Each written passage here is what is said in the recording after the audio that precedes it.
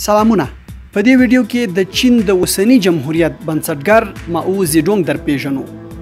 دی په 1893 زیږدیز کال کې د چین په هونان نومي ولایت کې زیږیدلی. هغه 4 ودونه کړي وو او 10 بچیان یې درلودل. د ښوونځي دورې زده کړو له بشپړتیا وروسته ماو زیډونګ ته انقلابي او سیاسي فکرونه پیدا شول. له لومړۍ نړیوالې جګړې نږدې 3 کاله تیر شوي وو چې نړۍ کې کمونیستي مفکورې زور اخیستی وو. ماو په چین کې له یو شمېر نور ملګرو سره د چین کمونیست ګوند بنسټ کېښود. دا 1921 کال وو او چین د جاپان تر اغېز لاندې وو. نوموړی له 2 لسیزو وروسته 1940 زیږدیز کال کې د چین کمونیست ګوند مشر یا رهبر وټاکل شو. ماو د واک په لټه کې بې رحمه وو.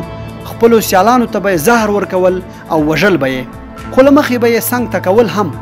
څه ډول چې کمونیزم کین اړخی سختدریزه ایډیالوژي ده، همدا ډول ماو هم سختدریزې درلوده او ویل به یې هر کمونیست باید حقیقت درک کړي. حقیقت دا دی چې سیاسي ځواک د ټوپک له میل څخه وده کوي. ماو په 1949 کال کې چین کې واک ته ورسید او ځان یې عمومي رهبر اعلان کړ.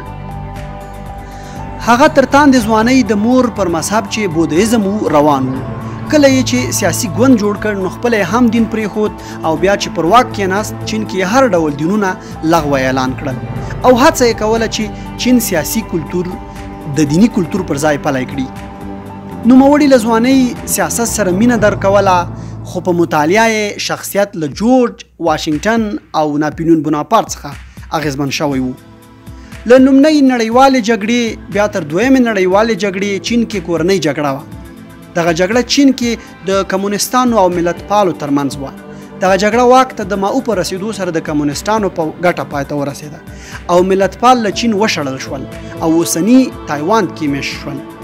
د ماو په اړه جالبې خبرې دا دي چې حمام کول او ځان مینځل ورته د وخت ضایع ښکارېدل او پر ځای به یې لامبو وهله. هغه هیڅکله هم غاښونه نه برس کول او پر ځای یې د شین چای پر پاڼو پاکول. ماو په نامشروع ډول اړیکې نیولې او له همدې یې خوند اخیست. له دې کبله ورته جنسي انتقالي ناروغۍ پیدا شوې وې. ډاکټرانو یې معاینه وکړه چې پرازیت یې وجود ته دننه شوی و، خو ماو موافق نه و چې درملنه یې وشي. هغه د بې خوبۍ په ناروغۍ اخته و. د خوب لپاره به یې د خوب ګولۍ له نارمل ډوز 10 ځلې ډېرې خوړلې. ماو زیډونګ د سیګرټو عادتي و. هغه ته د سیګرټو له امله ناروغۍ هم پیدا شوې وه او د زړه په ناروغۍ هم ککړ و. ماو په 1940 زیږدیز کال کې د 82 کلونو په عمر ومړ او چین کې دفن شو.